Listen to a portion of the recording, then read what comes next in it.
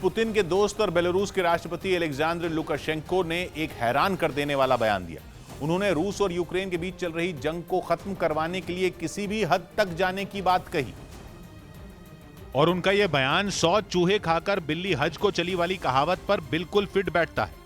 यानी जिसने पहले जंग को भड़काने का काम किया, वही अब शांति दूत बनने की कोशिश में जुट गया, क्योंकि ये वही लुकाशेंको हैं जिन्होंने जंग से पहले ही तैयारी के लिए पुतिन की सेना को अपनी जमीन का इस्तेमाल करने दे दिया था। ये वही लुकाशेंको हैं जिन्होंने यूक्रेन पर हमले के पुतिन के फैसले को पूरी तरह सही ठहराया था। यही नहीं, उन्होंने तो यहां तक दावा किया था कि यूक्रेन ने ही बेलारूस पर हमले की योजना बनाई, लेकिन रूस के हमले की वजह से वो ऐसा नहीं कर सका। वो कहा तो यहां तक जाता है कि लुकाशेंको ने पुतिन को एक मैप के जरिए यह बताने की कोशिश की थी कि यूक्रेन बेलारूस में कहां हमला करने वाला था। यानी लुकाशेंको ने यूक्रेन के खिलाफ पुतिन को भड़काने में कोई कसर नहीं छोड़ी थी। लेकिन अब पुतिन के उसी खास दोस्त के सुर बदल गए।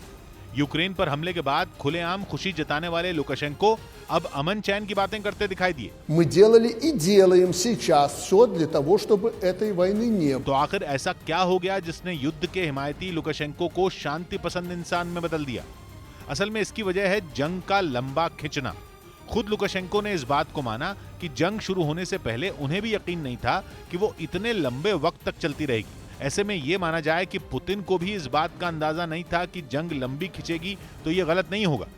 यानी लुकाशेंको के बयान पर गौर करें तो ऐसा लगता है कि पुतिन यूक्रेन के साथ युद्ध में बुरी तरह फंस चुके हैं और पुतिन को अपने बड़े भाई की तरह मानने वाले लुकाशेंको उन्हें इस मुसीबत से निकालने के लिए जंग खत्म करवाने की कोशिश में जुटे हैं।